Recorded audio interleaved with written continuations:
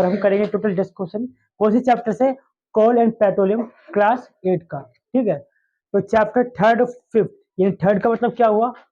New book में, जो आपकी नई बुक है उसके अंदर चैप्टर 3। अगर आपके पास पुरानी बुक होगी चैप्टर कितना होगा? 5th होगा। ठीक है, कोयला और पेट्रोलियम दे रखा है, अध्याय 3 और 5 से रिलेटेड। ठीक है, तो यहाँ पे 10 जो एक्स्ट्रा क्वेश्चन आंसर वो करेंगे। ठीक है, तो यहाँ पे जैसे कि आप देखते हो यहाँ पे क्या लिखा है, ऊर्जा के कुछ स्रोत के नाम बताइए।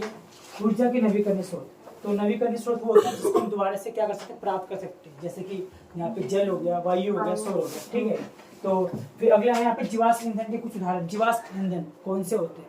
तो जीवाश्म ईंधन होते हैं जो होते किसी जीव जंतु से, पेड़ पौधे से, सड़ गल के, मल के जो मर जाते हैं उनसे बनते हैं। ठीक है, तो जैसे कि यहाँ पे लिखा कोयला, पेट्रोलियम और प्राकृतिक गैस। कोयला कैसे बनते हैं? जब कोई पेड़ पौधा जमीन में दब जाता है, ठीक है, जलता नहीं है, जमीन में दब के फिर वो हीट के कारण वो अंदर हीट होती है, उसके थ्रू क्या बनता है? कोयला बनता है।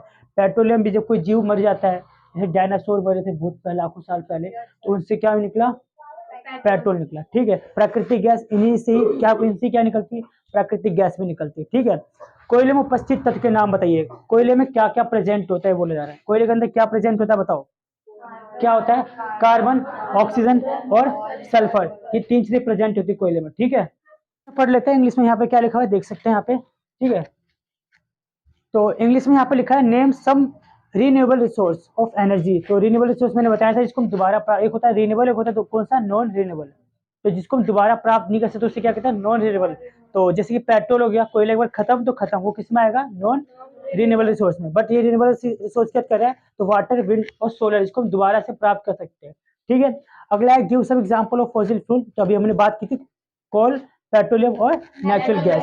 ठीक है, name the elements present in coal. कोयल के अंदर क्या प्रेजेंट होता है? तो कार्बन, ऑक्सीजन एंड सल्फर, ये सारी चीजें क्या होती है? प्रेजेंट होती है। ठीक है, नेक्स्ट क्वेश्चन करते हैं यहाँ पे। अगला क्या हमारा यहाँ 4 देखो ये लिखा है, खनन की 2 मुख्य तकनीक कौन सी है? खनन, खनन क्या होता है? जैसे माइनिंग बोलते थे, खोद के किसी चीज को जमीन से खोद के निकालते किसी चीज को, कोयला हो गया या फिर जिंक हो गया, ऐसे कई सारी चीजें खोद के निकालते, उसे क्या बोलते हैं? खनन। तो खनन 2 तरह का होता है, सतही खनन और भूमिगत खनन। देखो सतही खनन मतलब जब जमीन को ऊपरी हिस्से पे खोद के निकालते हैं ना, वो क्या होता है? सतही खनन। और जमीन के अंदर जाकर जब खोद के निकालते हैं उसे भूमिगत खनन कहते हैं। ठीक है, अगला यहाँ पे कोयले की 4 किस्मों की सूची में, कोयले 4 तरह के जो कोयले होते हैं उसकी लिस्ट बनानी। तो कौन कौन से होते हैं? पीट, लिग्नाइट और बिटुमिनस और एंथ्रेसाइट। कौन कौन से होते हैं बोलो? पीट, लिग्नाइट, बिटुमिनस और एंथ्रेसाइट। ठीक है, ये 4 होते हैं। अगला देखो क्वेश्चन 4 यहाँ के लिखा है, which are the 2 main technique of mining. जैसा भी हमने हिंदी में पढ़ा था ना, क्या खनन की 2 मुख्य तकनीक कौन सी है? तो इंग्लिश में भी क्या लिखा है यहाँ पे? क्या लिखा है कि which are the 2 main technique of mining. कौन कौन सा? सरफेस माइनिंग, जो सरफेस जो अर्थ के ऊपर ही ऊपर जब किसी चीज को खोद के निकालते हैं। दूसरा क्या हो गया? अंडरग्राउंड माइनिंग, जब जमीन के अंदर जाके खोद के किसी चीज को निकालते हैं, पेट्रोल हो गया, ऑयल हो गया, इस तरह की चीजों को। ठीक है, अगला है लिस्ट 4 वेराइटी ऑफ कोयल। कौन कौन से? पीट, लिग्नाइट और बिटुमिनस और एंथ्रेसाइट, अभी हमने पढ़ा था ना। ठीक है, वही है। छठा देखो यहाँ पे क्या लिखा है, लकड़ी को कोयले में बदलने की प्रक्रिया का नाम बताइए। क्या जब लकड़ी होता है उसको कोयले में बदलते हो, उस प्रोसेस को कुछ बोलते होंगे। तो जैसे कि यहाँ पे क्या लिखा है? कार्बोनाइजेशन बोलते हैं। क्या बोलते हैं? कार्बोनाइजेशन। उस तापमान का उल्लेख करें जिस पर विनाशकारी आसवन किया जाता है। तो आसवन क्या होता है? जैसे अभी आएगा इंग्लिश में, डिस्टिलेशन बोलते हैं। 1000 डिग्री सेल्सियस होता है, बहुत ज्यादा टेम्परेचर होता है, बहुत ज्यादा। तब देखिए हम कोयले से कोई चीज बना सकते हैं। कोयले से हम यहाँ पे गैस बना सकते हैं, या फिर कोयले से हम यहाँ पे चारकोल जो होता है वो बना सकते हैं। ठीक है, इंग्लिश में क्या लिखा है? Name the process of conversion of wood into coal. क्या बोलेंगे? कार्बोनाइजेशन। ठीक है, mention the temperature at which destructive distillation is done.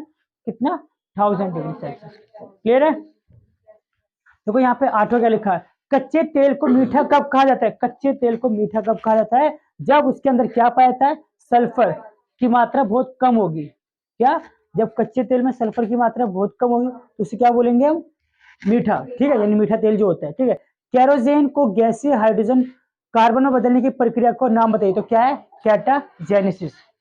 ठीक है, अगला लास्ट क्वेश्चन यहाँ पे आता है, उस देश का नाम बताइए जो पेट्रोलियम का मुख्य उत्पादक है, जहां पे पेट्रोल सबसे ज्यादा होता है। कौन सा है? सऊदी अरब। ठीक है, इंग्लिश में पढ़, when the crude oil is referred to be a sweet.